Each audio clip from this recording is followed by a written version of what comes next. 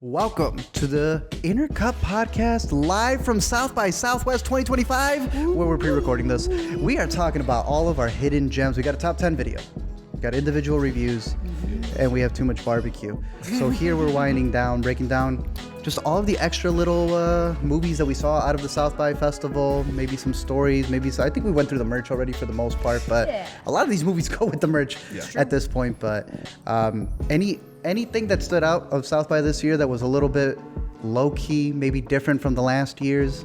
I mean, Amanda, you got to experience your first golden ticket to the concerts. I'm going to be honest.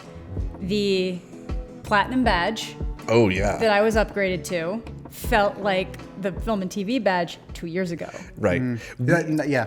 Because I was hearing from a lot of people, not just us, that the SXSW navigation that you use, that's the way that you sort of reserve your screenings at South by Southwest, was not as helpful this time around. That was me last year. I couldn't get anything, and that's why I was begging with publicists. But platinum badge holders get it a whole day early. Yes, I got upgraded to that because I was a speaker this year. After I already was accredited as press, I was invited to be an official speaker with the Rotten Tomatoes about new media critics. Yes, so I tricked someone into thinking I know what the fuck I'm talking about.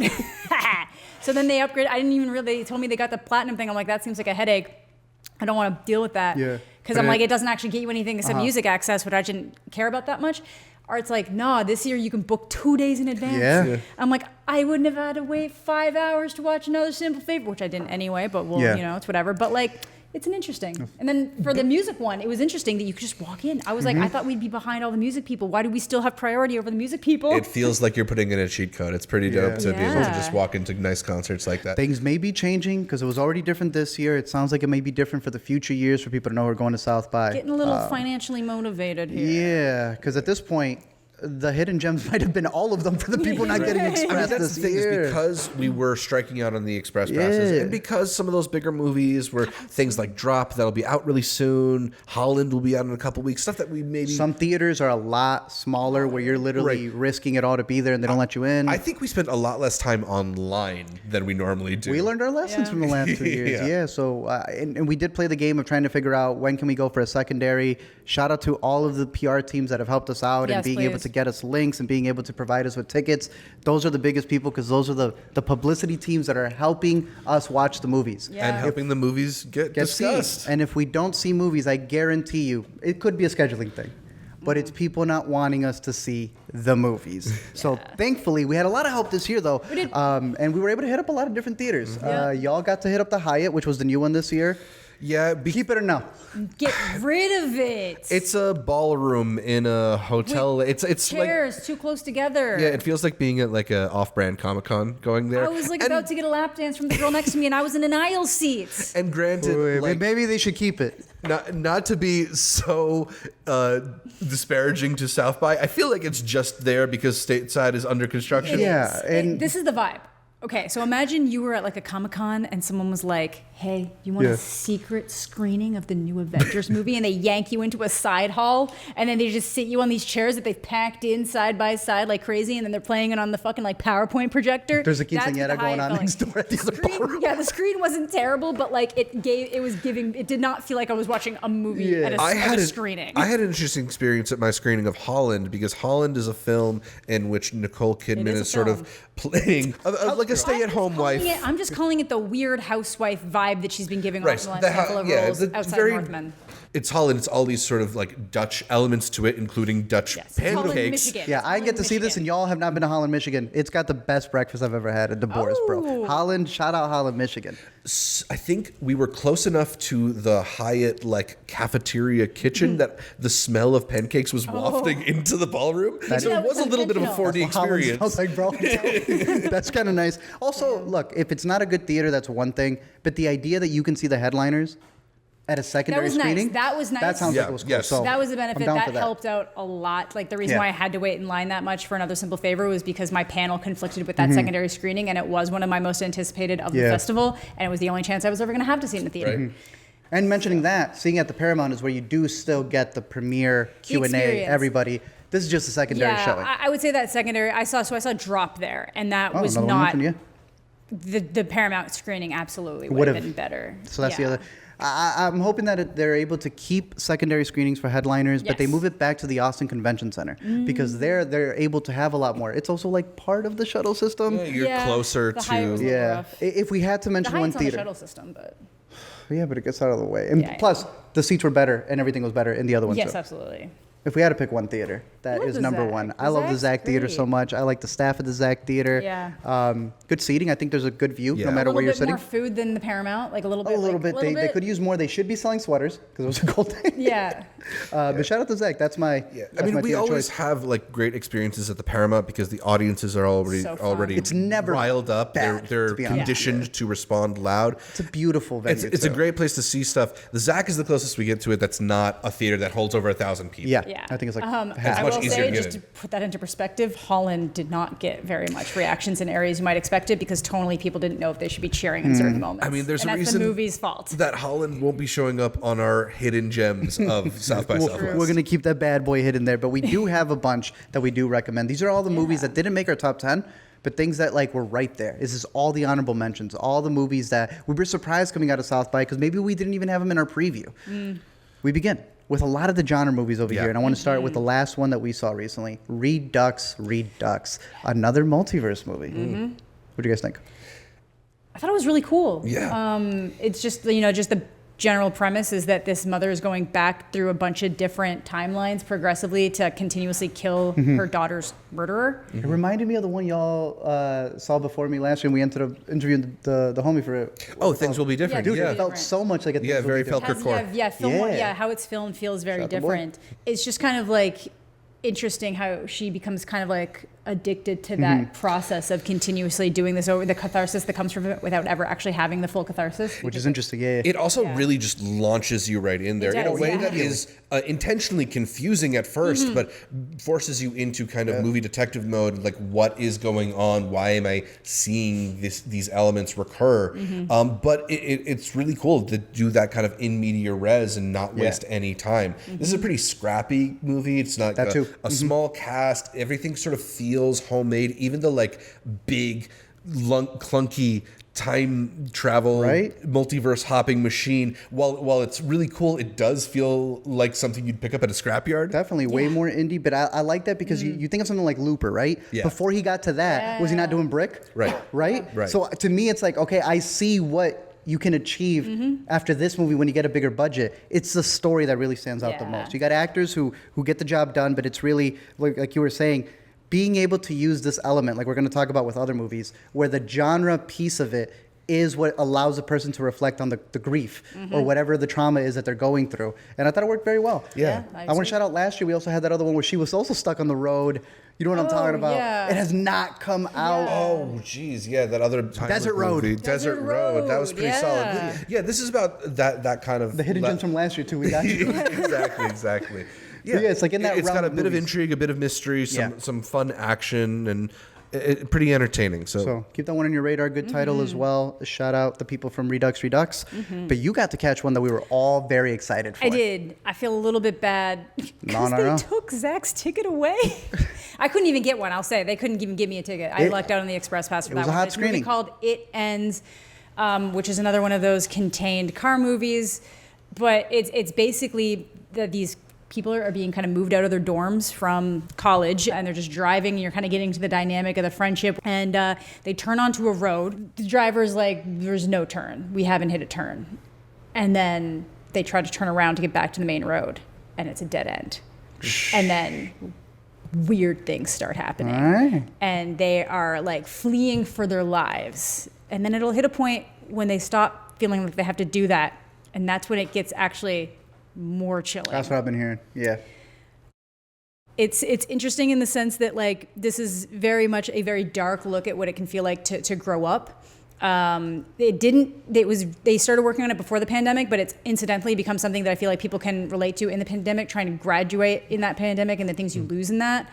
There's some like existential angst going on in this. A lot of existential like struggle. And it kind of feels like the worst case scenario of like that transition of being like when you're a teenager, you're just scared. Everything's scary. Yeah. You're like, what am I doing next? What do I have to do next? Oh my God, I don't know. And then you kind of get to that point and it's like, okay, now this is what we just do now. And where do you find the when do you find the satisfaction in that? What makes it worth living? What makes it worth doing? Would you lose along the way? Would you gain along the way? And they do that very subtly in ways. Some people might find that this kind of drags and meanders, but they do some very cool things to show how much time has passed. Like Holland Road, where you're also dealing with something where they're kind of stuck in the car. Yeah, because this is the odometer. It's like they have a realization. They see an abandoned. Well, I won't. We'll cut. But that. I got you. I'll cut that. But it's very, very trippy and cool. And Interesting. Yeah, Going off of what you were saying for Alex, he's a young filmmaker, Jamaican, Chinese, Caucasian. He calls himself an ethnic smoothie. He was put into 25 really cool. New, but this is his debut, like you were saying. And they've been working on it for years. And he had said that he went viral off of a YouTube sketch, that's how he started pitching. That's interesting, yeah. That's how. So two ways he made money for this. One was trolling apparently blackjack and poker online forums. VR poker gamer. To ask people for money, got some there, then had a short go viral and used that to ask for money. And someone in the comment section was like, sure, kid. So they actually shot this twice. They made it once, then realized a bunch of it was crap, reshot a bunch of it. They had to saw a Jeep in half to get it onto a sound stage. It's still there, apparently. They can't get it out.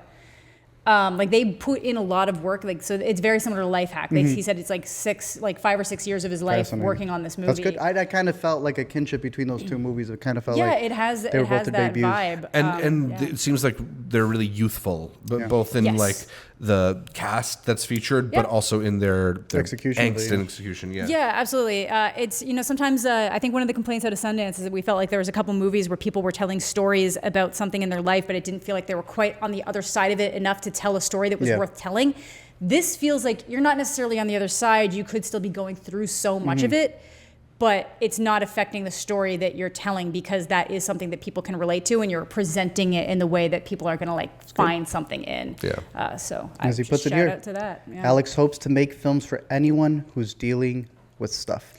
Yeah. It's a good mantra. Yeah, really. Keep it going. Yeah. I hope to catch it soon. It ends. Sounds like one of the ones that it's on my watch list, like top of my watch list through and through. But one we were able to catch and won something.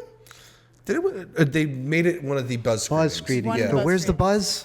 Here, I guess. Let's talk about it. Yeah. One more shot. This might have made my top 10 over some of the ones we actually talked about in our top 10 list. I thought it was... Break it down. What stood out to you? Because it had an interesting premise. It had an interesting premise. It's basically, it's a New Year's Eve party. Someone shows up there that maybe shouldn't have necessarily been invited. It's like her ex is there. And every time she does a shot, she goes back to the beginning of the night. Yeah. Right when she's knocking on the door. Exactly. So it's a time loop movie centered around, a bottle of tequila. Drinking a bottle of magic tequila. Yeah. And it's good. Yeah. It's really good. And because you go through so many different stages. Like first it's her trying to get something to be recreated because she thinks it's what she wants. And then how it progresses out of that. And that's one thing about it that I think maybe the middle meanders a little when it's sort of unclear what her motivation is and where she's trying to end up, but I do think it ends up in a really interesting place. And it's also just a very inventive, fun movie. Like it's ultimately a hangout and Groundhog. Exactly. And it'll flip it. It'll hit a moment where like it adds another layer to it that makes it really interesting too. And it's got Emily Browning, who I think is able to deliver a lot of the awkward moments or the scenarios where they need to get out of it.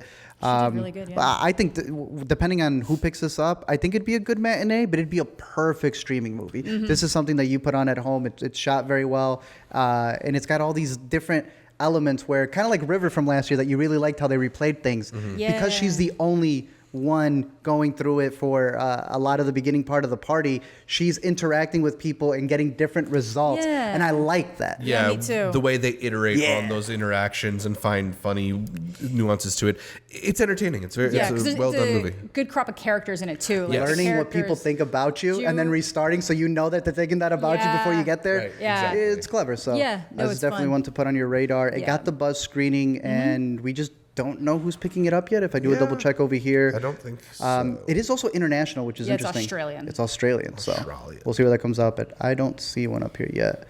As we move on to another genre movie that we just got last night. Yeah, moving more into the horror realm. Another Canadian submission. We got Sweetness, one that was pitched as 8th grade meets Misery.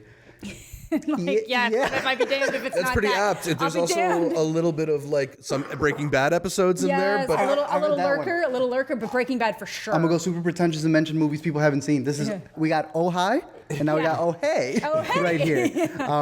It lives up to the premise. Oh, A? I'm the only one who can say that. I think there's a world in which the idea of like 8th grade meets Misery could be like a lesser version of both. But I think what's clever about Sweetness is it really like highlights both experiences. This is about a teenage girl who has a chance encounter with her favorite pop star after one of his shows. Which and never happened.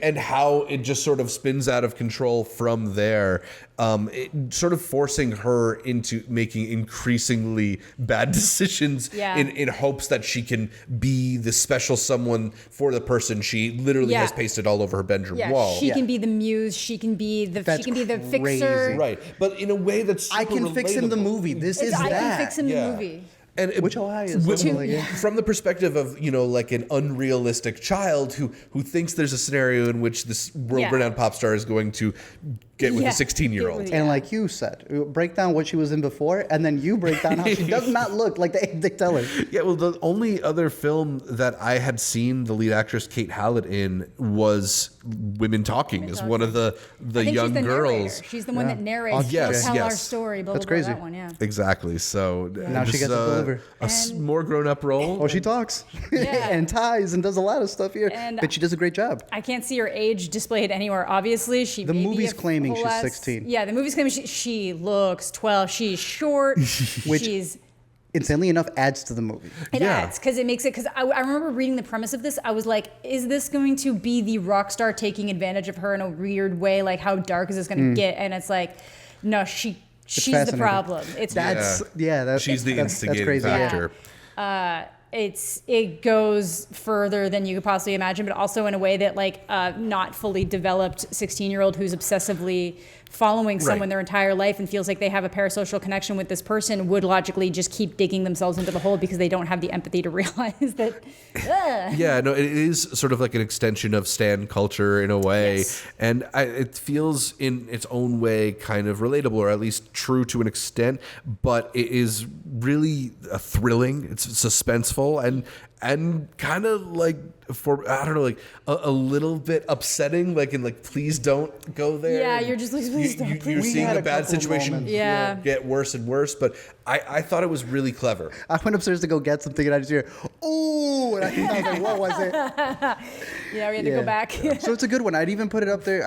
I think it was trying to go up neck and neck with Slanted for what they were approaching in terms of these Teen culture, teen people wanting to overdo things. One was more effective, I think, because it was to themselves, as opposed to this one where it was more entertaining, mainly because it's like, what are you going to keep doing to everything around you? But Sweetness coming out of Canada. Yep.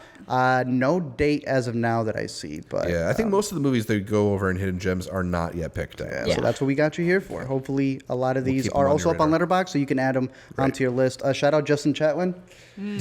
Yeah, I know. I still think of him in War of the Worlds as the brother, bro. I know. I saw him and I'm like, yeah, he is old enough to be a dad now, isn't he? But It's like yeah, when they cast Aubrey Plaza as the mom, and I was like, come for the on. Chucky, and then the guy Ermin Tomeras, Who plays the pop star is Ninja Baby in Ninja Baby. one of the first South bys you guys got to do digitally. Digitally, So that was my shout first out one. Ninja Baby. Kind of looks like a Skarsgård. Might just be the does. He has the Scandinavian in vibe. him. I was gonna say that the entire time last night. Yeah. Racist. That's good.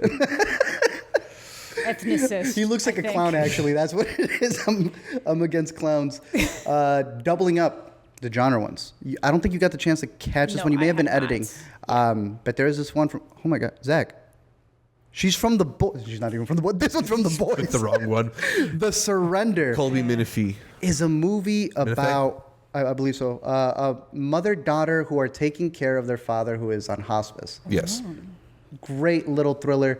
All takes place in one house? Yeah, it's a confined location, and it really does a great job of building dread as they sort of enter into this pact to try we and can say this. resurrect their father. Oh, And interesting. it's very devilish and ominous and drenched in darkness at certain points. I dig it. It's limited in its scope, but it's really down to this very lived-in dynamic between a mother and a daughter who don't see eye to eye. Like, this really is a movie about coming to terms with the death of a person who you have conflicted feelings about, right? Because like that is a struggle. No, this is a good movie for that. exactly, and I think it does a really good job of eliciting those emotions and those ideas in a way that is still like an entertaining, suspenseful horror film. Cool. Because the basis of it is like the mom remembers the father a certain way. He goes, no, it was this way. She's like, no, you don't know. It's that type of movie. Ooh. Yeah. And then you're mixing it in with a horror. I like No, that. this was a nice little standout. We weren't going to be able to fit it into the schedule, so shout out the PR team who gave it to us. We really enjoyed this one. Hopefully it gets a pickup because it was a very strong performance, like you said. Most people on Letterboxd were just like, the boys. But she is a good actress. Kobe is. Minifee, like right there. Gen V, Don't Think Twice, and even had a part in Thinking of Ending Things. No, she really rooted this movie in what it was supposed to be in terms of that patriarchal trauma. I definitely see it breaking out from this festival for sure. You're the only one of us who got to see this next one, though. Yeah. Do we say what it is called? Go for it. We were talking about Fucktoys, which was actually really great hearing them like, they have a microphone at the Alamo, and they're like, if you were at this screening of Fucktoys and you were The number white 022 for Fucktoys. Green tickets. Yeah. Look, it is a movie that comes from director, screenwriter, actor, stunts, Annapurna Sriram. She is an actress who has done a lot of movies and felt like, as most indie people do, the movies I grew up with, they're not making. So it's a pastiche. It's a montage of all of her favorite stuff, which is cool. It is cool, and I it's appreciate interesting. that. She's got Big Frida in there. The whole premise is supposed to be is that she realizes as this self-proclaimed hoe that she's got a curse on her.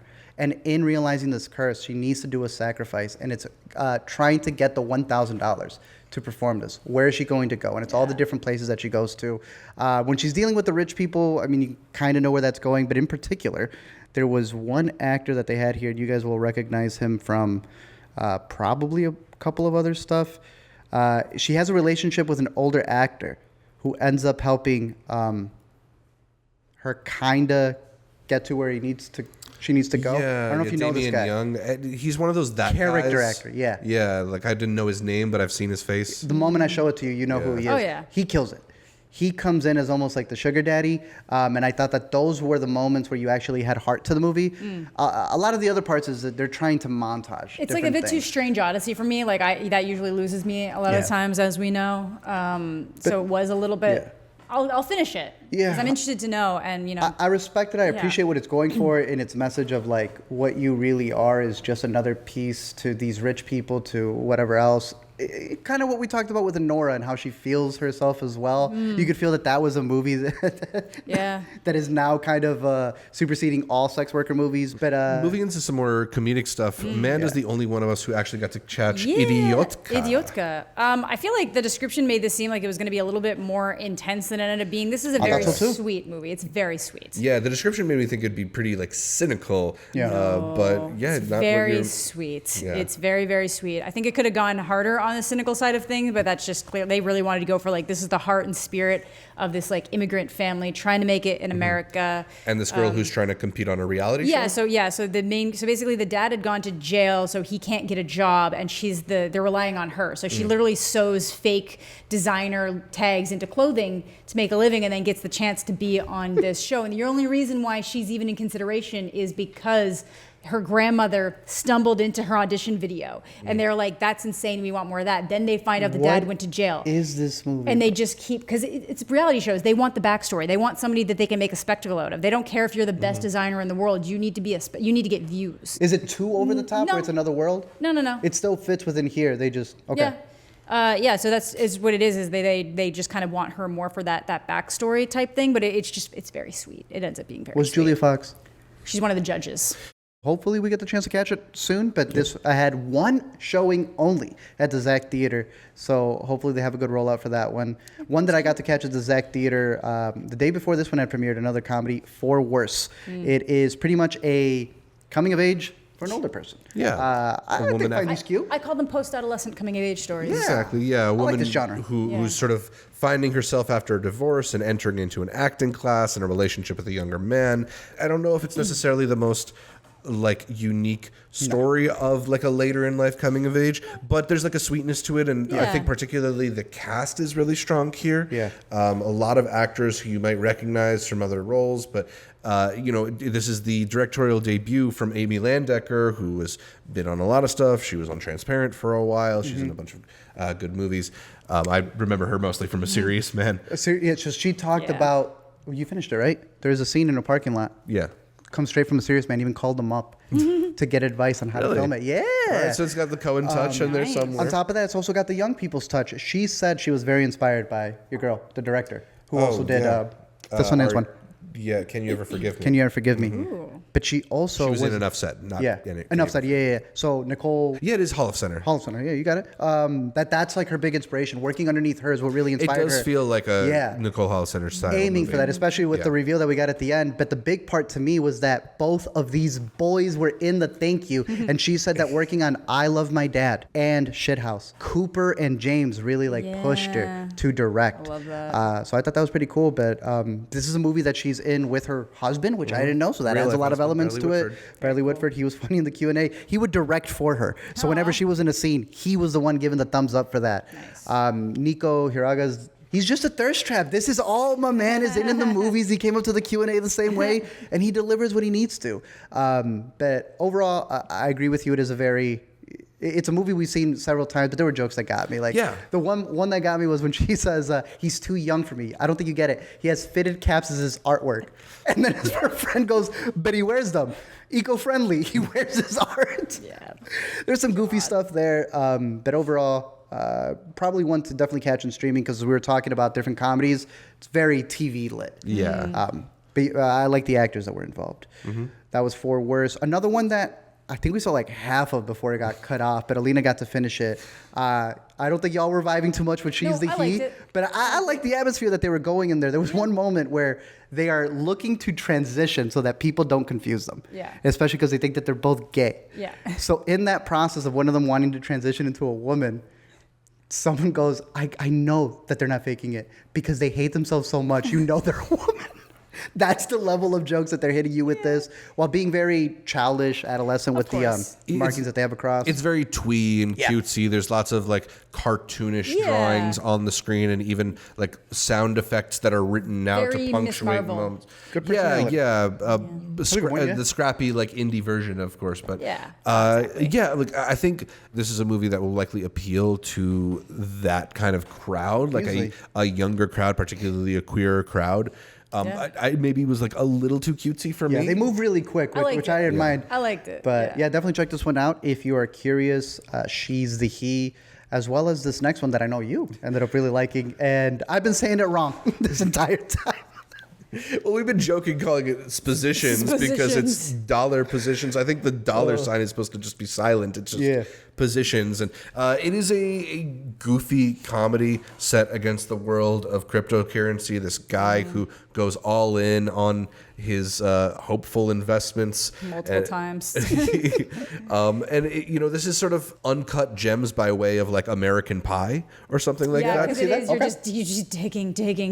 Yeah, like it's got a lot of sort of like goofy, sort of cringe comedy, some bits of vulgarity and silliness set against the story of this guy who is digging himself into a worse and worse hole. It's so hard to watch. Yeah, and it is very cringy. Because that is the joke, right? I know, so if you don't like that, this is a horror movie for you. It was a horror. Yeah. He's so goofy. That's my cousin. That's my cousin. That's my cousin. Yeah. That's the type of character this guy is. Yeah. It's grimy. It's a little dirty. It is grimy as hell. You might not feel that clean watching it. If you just heard it and didn't see it, the stuff he's asking his girlfriend to do is also just as grimy. Yeah, but I found it to be pretty entertaining, and it's not necessarily like a contender for our top 10s or anything like that. But especially if you find the subject to be a little bit interesting, there is like a visceral cringe comedy to get from it. Yeah, it was pretty decent. Positions or Spositions, however you want to see it. Hopefully it comes out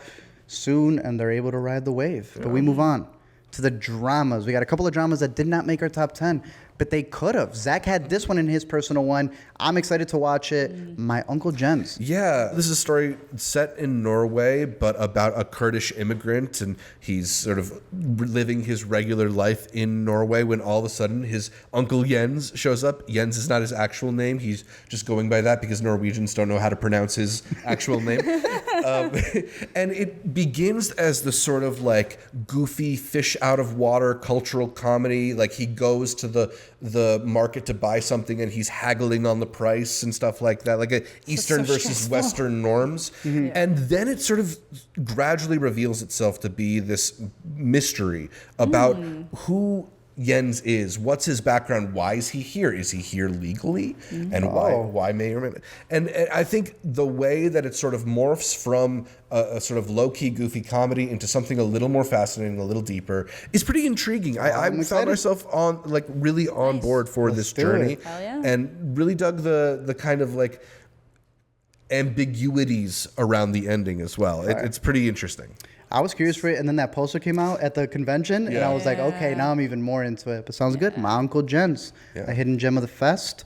Alongside a couple of other ones that we did mention in our top 10 video, so I'll mention them really quick. We talked about Caper, you called it.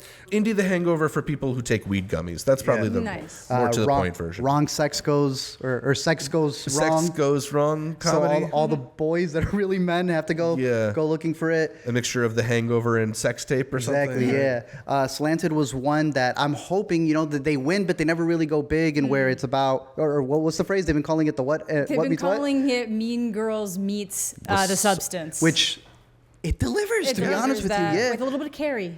A little, that too. Carrie, yeah. And where a Chinese American wants to become white, which he deems as a true American. Yeah. Really good body horror there. We talked about Hollow Road, kind of being very similar to one we had mentioned earlier with It Ends. And Life Hack was one that we had talked about in terms of it being all on screen with a crypto heist. The Baltimoreans, which you guys really love. Just could say a quick thing about that one. They described it as Planes, Trains, and Automobiles meets Harold and Maude, which is that feels right. Quite a lot to live up to, but kind of gets there. Really sweet, kind of very tender. He's so charming. He's so charming. Yeah, I saw part of the Q&A. I was like, how do you not cry at that? I wanted to pitch it to you as what if Between the Temples starred Maddie Matheson? Yeah. Yo, what the hell? Yeah. A little bit. That's good, bro. A little bit. Okay. But I say all that to lead up to the one that we also did mention in the top 10, but we have it here in our Hidden Gems, Bunny. This was one of my surprise hits when I went to go see it. I was excited for this cast one. and crew, the premise is pretty much two best friends, one who is Bunny, pretty much Bunny in New York because it's his partner who's in the movie. A lot of the people from their own building in New York are in the movie, and the director is the writer and is the star. They got to hide a body in this building, and it is as chaotic as you expect it to be. With the cops outside all day long trying to figure out who owns the SUV of the guy that's dead in the building. I liked it. It's so chaotic. It's all over the place. The people who are annoying, everyone tells you they're annoying. Exactly. And that can go a long way. Yeah. As long as you know he sucks too. Yeah. I mean, it is a movie that is about the experience of living around other people. Like what the experience of having neighbors and people who, some of them you get along with, some of them you don't as much, some you trust, and also how community can come together in funny ways. Exactly. It's a really clever and really just like character-driven comedy. Yeah. It's one of those movies where somebody shows up and you immediately know who that person is. Yeah, and how they all fit in. Yeah. I really liked it a lot. I was able to ask about that ending. Yeah. And they really liked the question. They gave me a limited edition bunny hat. Handwritten right there. Bunny. So shout out the group there. Hopefully the movie gets picked up and they're able to push it places. I feel like it's got some Netflix backing. I don't know. We'll see. We got a Sarandos or two in the credits. Another one that's all about the discussion that's going to happen afterwards. The Dutchman. Yeah. Look, I kind of want to give it an extra half star. But something keeps slapping the half-star away. It is a very interesting movie. How would you break it down? Well, it's Andre Gaines's adaptation of the play of the same name, which is a one-act play. Yeah. So in order to lengthen it to feature-length status, they've added a bunch of elements to it, and a lot of it is really interesting metatextual deconstruction of the play. A lot of it are these really cinematic flourishes of like just imagery that's meant to evoke the characters' feelings. It's really like beautifully told. Yeah. And there is like an awkwardness to it too, but an awkwardness that maybe is a little bit more familiar to us in a theatrical production, because the characters are A good point, yeah. are embodiments of things less than they are characters, right? Yeah, absolutely. And not in a way that I would say takes away from it. No. Sure. It's kind of the point. Yeah. You could kind of see them as a straightforward thing, right? Guy struggling with his wife. He's trying to help someone run for politics. Yeah. Runs into a white woman who looks just like Kate Mara. Falls for her, right? Yeah.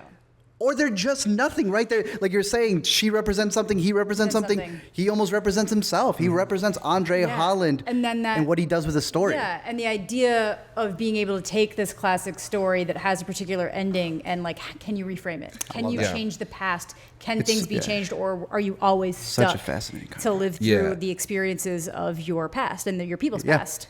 Now, do we want to rewatch this? Right. Probably This not. is a movie that I thought was maybe cooler than how much I liked it, if Yeah. that makes That's fair. sense. There's Yeah. things I really respect and admire There's about shots that are pretty interesting that make you think about how the Yeah. story's unfolding. Yeah. And then there's elements that are maybe a little more stilted or ham-fisted, but Well, you were saying awkward. I'd say uncomfortable. Uncomfortable. And you are right. We put up with that in a Broadway setting.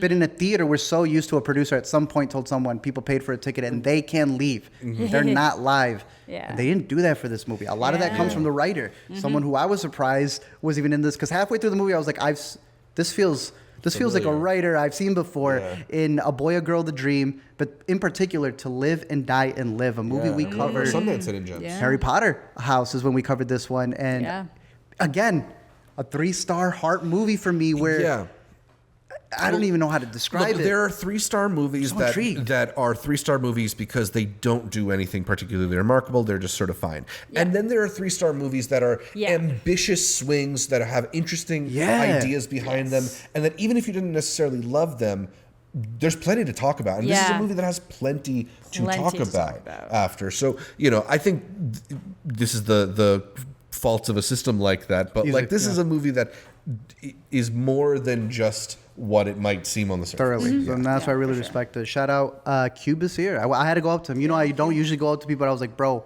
I thought they're copying you, and it was you. So I had to dap him up for that. Sick, Check out this movie if you're interested. Uncomfortable moments in the theater. Yeah.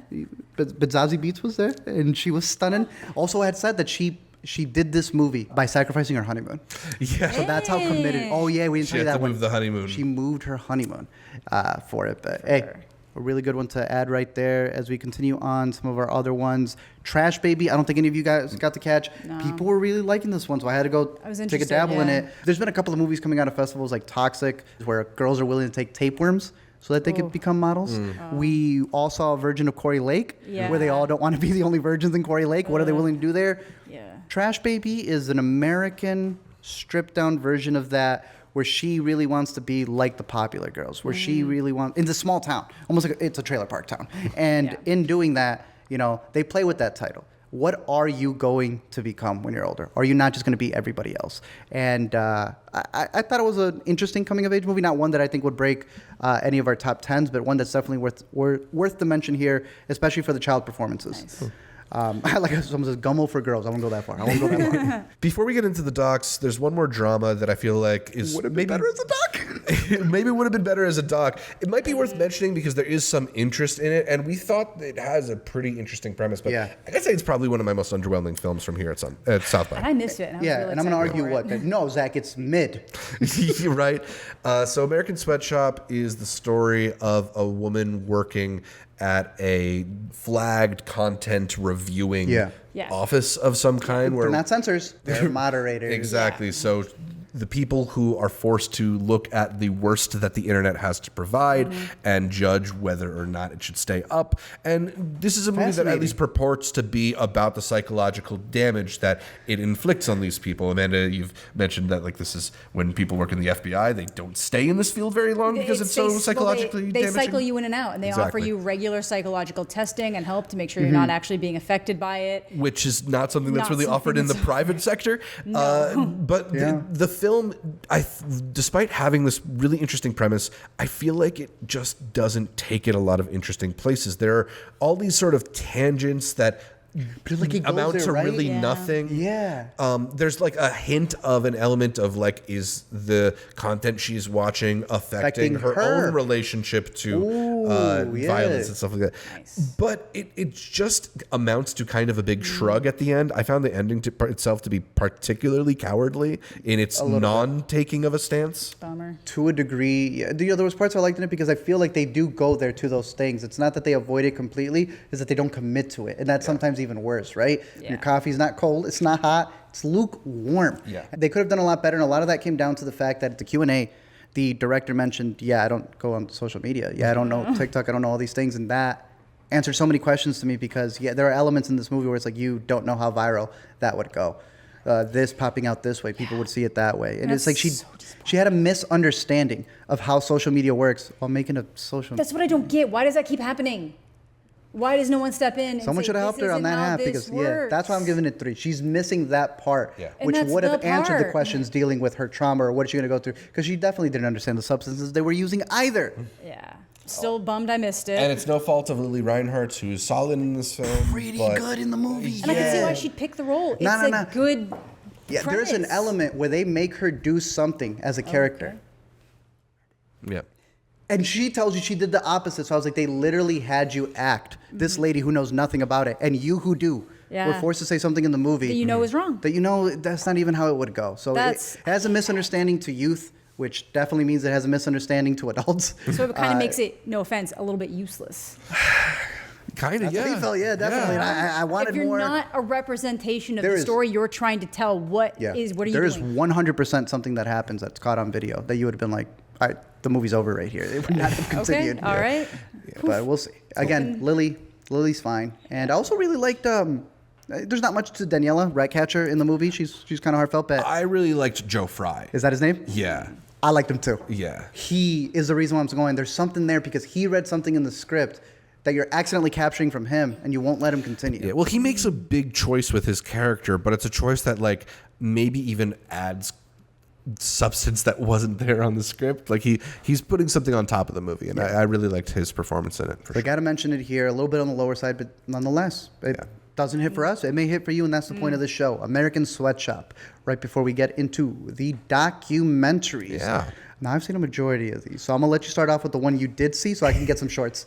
Sure. Are We Good? This is a biodoc about Mark Maron, the OG comedy podcaster and interviewer, telling the story of his life and career and predominantly focusing on his relationship with the late Lynn Shelton, a filmmaker who he often collaborated with, who he was dating when she died suddenly shortly after the start of the COVID pandemic, although it was from a rare blood disease. And he's a comedian who, through his comedy, has done a lot of work in extracting laughs from painful situations. And a lot of that was mostly based in political situations and his frustration at the world around him. But by being able to really channel it towards something like grief, I think he sort of found a really new chapter for himself. And he's able to articulate the experience of grief in a humorous, relatable way that very few people can quite achieve. He's also just a guy who's lived a really fascinating life with many chapters. I think the most interesting thing about his parts of the documentary is how openly he discusses not being one of the greats. He sort of says like there's something that the Mulaney's or the Chappelles and whoever or Conan has that he just has never quite had. But That's what makes you great. right. But he still like is this incredibly valuable resource too, and I don't know. I wish maybe there was a little bit more of a focus on Lynn Shelton in the documentary, but I still found it really entertaining, particularly because he is really entertaining. And The Q&A was entertaining in and of itself. and there's some really dark jokes in there about death, but you know, I think it's the kind of things where those are the jokes that help you get through those experiences. For sure. So, I really enjoyed it. And if you're a fan of Maron's, I think you'll enjoy it as well. I'm excited to catch up with this one. Sounds like it's going to be pretty good.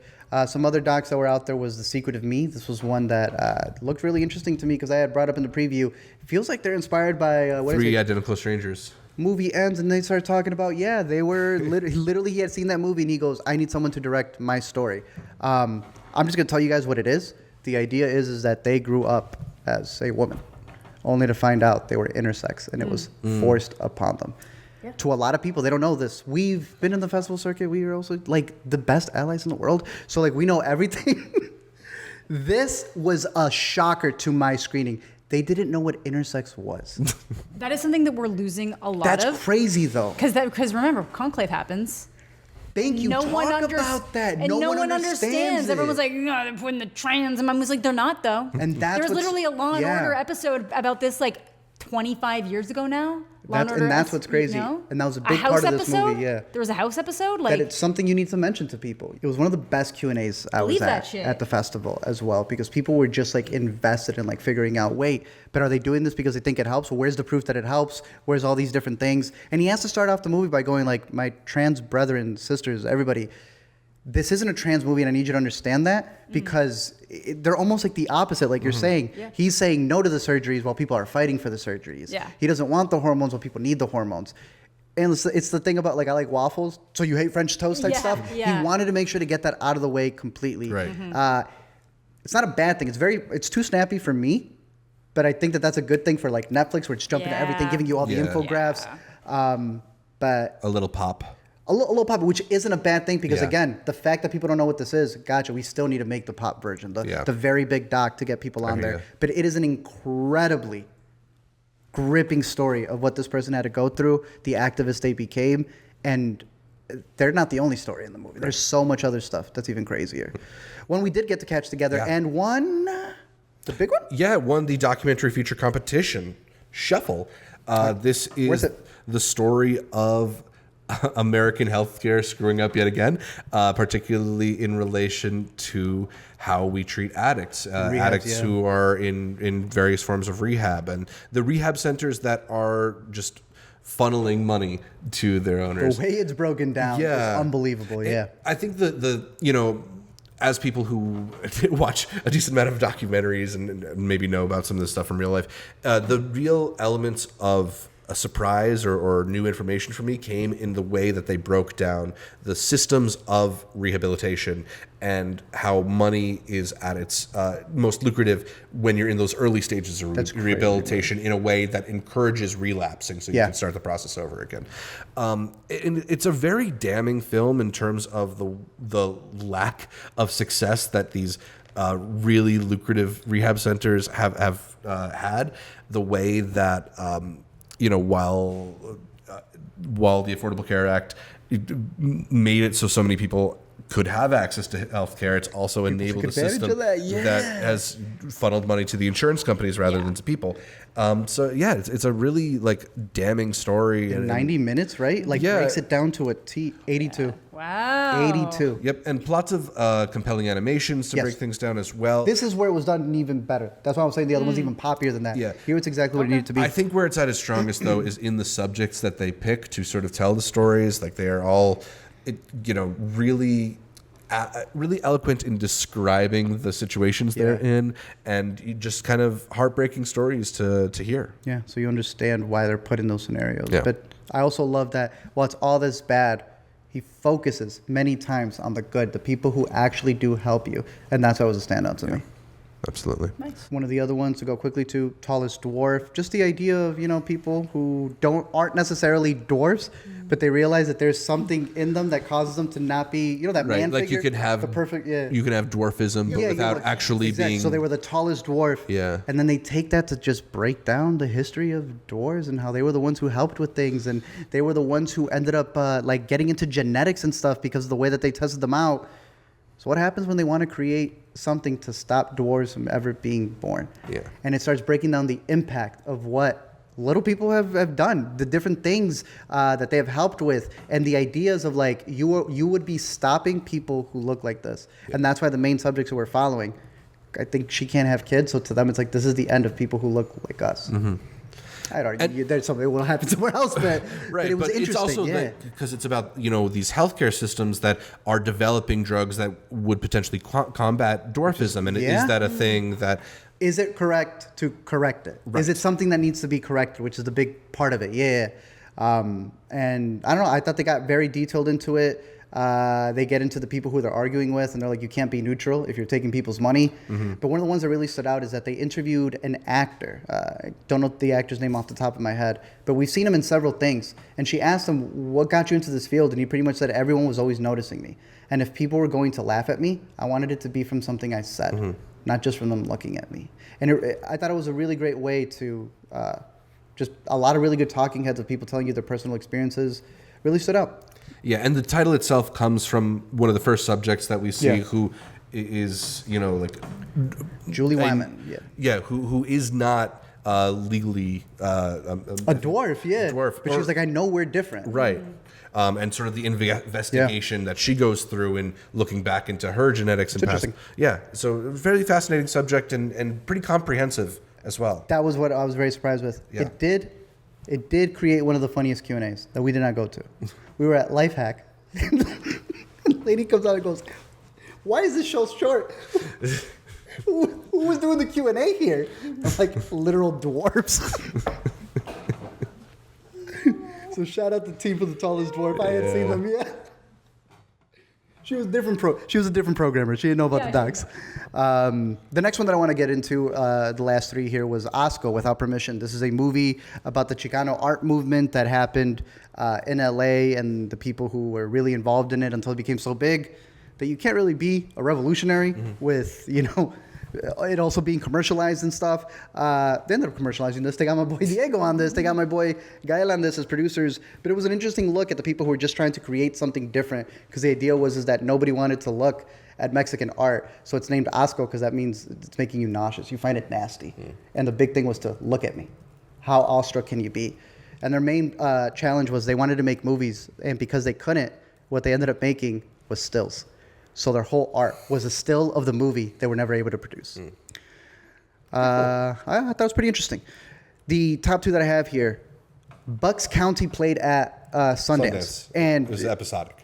The breakdown for that one was pretty much, you had two teenage girls who are sort of opposite sides politically and them navigating. Can they get along? Yeah. Creede U.S.A. here is like that, but it's the entire town in Colorado. These people disagree on everything, and it's just going day by day. I kid you not, I've never seen a town 50% conservative, 50% liberal. They argue on everything, but it's a movie about, can you talk it out? Even when the things are, what belongs in a bathroom, guns on teachers, all these different things. I liked it. I thought it was a pretty good conversation piece. But the last one was Michael Bay's secret movie that he didn't film, did film, couldn't film. Yeah, that they apparently had submitted to South by and only informed South by on Michael Bay being the director after they got in. Yeah. Well, I found out that it was just okay after I saw it. Are Storror is it's fascinating in the sense that if you wanted a montage of these guys who did parkour, you probably could find it on YouTube. They decided to make one where none of the guys really wanted to get personal. And you know me, I need a doc, if you're going to document, to really get in there. Right. It's still decent. Yeah, what's the point then? But it is still decent in kind of breaking down what it is that they did, how they became YouTubers, never thought they were really content creators until they couldn't make money because what they were doing was dangerous. It could have gone a little bit deeper. To me, I'm giving it the credit for it being a really beautiful montage of all of their stuff. But at a certain point, when you're jumping over a building, they're all cool. But on the fifth one, I've already seen it 4 times, you know? And it felt like everybody. Michael Bay wanted one in there, but that guy wanted one in there, and he wanted one in there. Bay doesn't bring any of his, signature... He wasn't there. He claimed he wasn't there. And then he kind of broke down. He was telling him things to do, and it would be like fireworks in the background. Yeah. They worked with him on Dark of the Moon. Oh. They are the people, jumping off of whatever, and he wouldn't tell them, okay, so you're going to jump there. He's like, but what's that? Oh, it's an explosion. Don't worry about it. So more behind the scenes. And we're mad story. at Megan Fox for criticizing. To be fair, the word she used was wrong, but still, the comparison she made was incorrect. But still, doesn't seem like she was so far off. No, according to these guys, they were just the ones who went with it, so they get to keep working with him because they take his stuff. So, it was also really cool to see Michael Bay. He was happy. He was angry. He was mad, sad, and also didn't use the mic because he's a director. That's a typical Michael Bay Q&A. That's a Michael Bay Q&A right there. But that's the last one right there, and Are Storror. Do you want to just highlight a couple of your favorite shorts before we wrap this one up? Because there was some stuff that I caught that I thought was pretty cool. The first one off the bat is just a really quick, fun one called Which Which WHITCH, which is a story of a woman who comes home to a ritual being performed in her house, and the confusion that ensues afterward.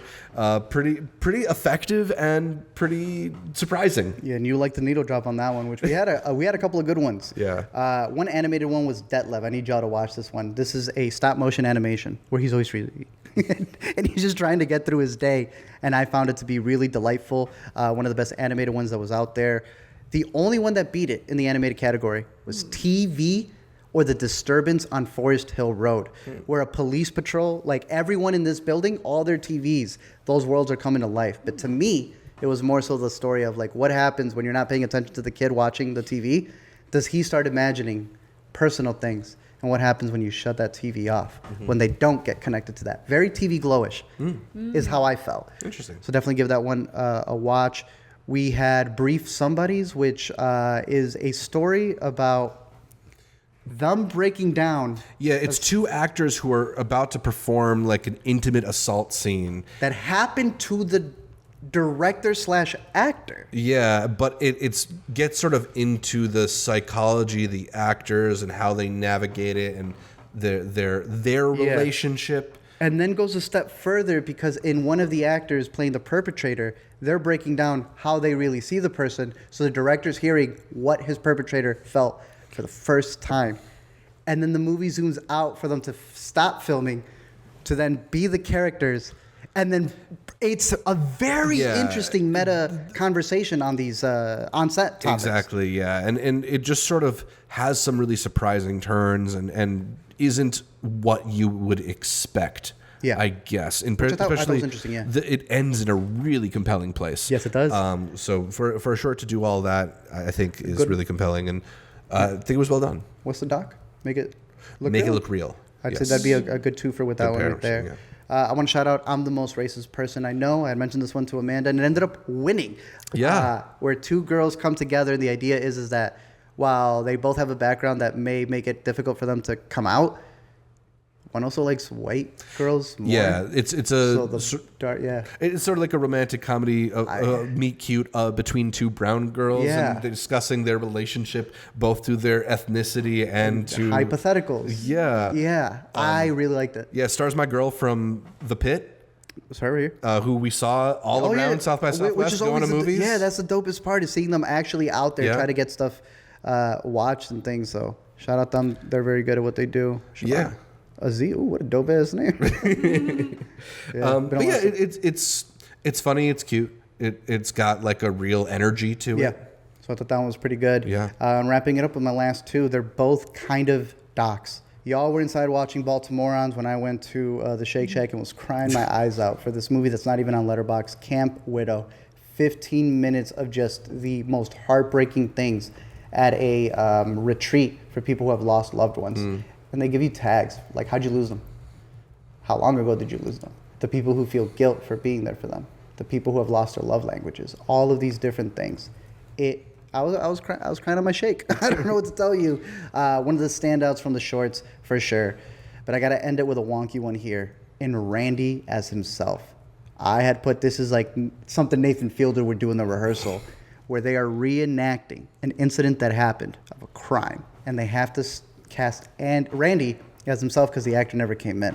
So it's all of these actors redoing a crime that happened when he was younger, and Randy has to play himself. And they're making fun of the idea that, a lot of these shows, they're casting people in order for it to work a lot better. And it stars our girl, who's also a producer. Jocelyn DeBoer from Greener Grass. Yeah. So they're playing with that weird... I need you to see it because I respect the hell out of it, and I hate it so much. They do something atrocious in this movie. Nathan Fielder. The Nathan Fielder comp also makes me think it sounds a little Paul T. Goldman. If you remember that show, bro. Yeah. So like they shouldn't have given that man a spotlight. Yeah. They did this man dirty with a spotlight. But that'd be the last one right there, with a couple of more coming up in the horizon, since we still have some docs, some shorts, a lot of shorts actually, and of course a couple of more narratives. But pretty much, those are our extra genre films, our extra TV, our extra... Oh, actually, there was one more TV. Let me mention a TV one right here. Spy High. Spy High was kind of interesting because it's a kid who got caught selling drugs but they don't really have footage. Also, how would they have footage? Yeah. Turns out he then sued the school because they were spying on him through the laptops. The school issued laptops, which is particularly interesting. Yeah, it's a really interesting docuseries, and it has A little repetitive, but yeah, as most docuseries are. Maybe it could have been a movie, but it's a twisty, turning story with a lot of intrigue. they got to adapt this. Oh, hell yeah. That would be pretty good. But that would be all of our wrap-ups here from all of the hidden gems, all of the extra stuff. If you saw anything, definitely let us know because we still have a couple of screeners that we're trying to get through before they expire. We'll probably talk about a few stragglers on the pod very soon. Some watch lists that we still have because there's plenty of things that we still have on our radar. And we'll try to keep all these movies on your radar as they come out, so keep it locked to the Intercut podcast channel all year long. Subscribe on YouTube or whatever your favorite podcatcher is. But until next time, keep watching movies, and we're going to go eat vegetables. For the first time all week. Yeah.